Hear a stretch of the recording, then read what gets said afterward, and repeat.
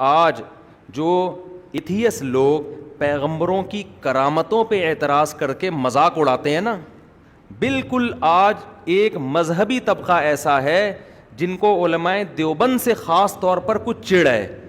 علماء دیوبند نے جو کرامتوں کے واقعات کتابوں میں نقل کیے ہیں وہ ان واقعات پر ایسے ہی مذاق اڑاتا ہے جیسے ایتھیس لوگ پیغمبروں کے معجزوں پر مذاق اڑاتے ہیں. حالانکہ کرامتیں بھی قرآن سے ثابت ہیں. حضرت مریم کی کرامت تھی بغیر شوہر کے بیٹا پیدا ہو جانا، حالانکہ حضرت مریم پیغمبر نہیں تھی. اس زمانے میں یہودیوں نے اس کرامت کا مذاق اڑایا، کہ ہنستے تھے کہ یہ دیکھو یہ کیسی باتیں کر رہی. انہوں نے کہا اللہ نہیں کر سکتا کیا؟ تو اسی طرح اہل اللہ کی جو کرامتیں فضائل اعمال، فضائل صدقات میں لکھی ہوئی ہیں، ان کے مذاق کی بھی یہی حیثیت ہے کہ آپ اللہ کی قدرت کے منکر ہو، خدا کچھ بھی کر سکتا ہے. ہاں فرق یہ ہے کہ اس کا ثبوت مستند دلیل سے ہونا چاہیے. وہ کرامت جو نقل کرنے والا ہے وہ کون ہونا چاہیے؟ مستند.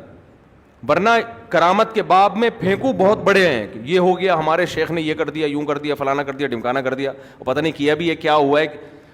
تو یہ دو انتہائیں ہیں جس میں لوگ گمراہ ہو رہے ہیں. ایک انتہا لبرلزم کی، سب چیزوں کا انکار کر دو، اور ایک انتہا یہ کہ آپ نے کرامتوں کا انکار کرنا شروع کر دیا. اور ایک انتہا یہ بھی ہے کہ ہر کرامت بزرگوں کے کھاتے میں ڈال دی ہے اور کوئی مستند ذریعے سے پہنچی نہیں ہوتی، اور وہ اوٹ پٹانگ باتیں اہل اللہ کی طرف منسوب کرتے ہیں. تو یہ بھی ناجائز ہے.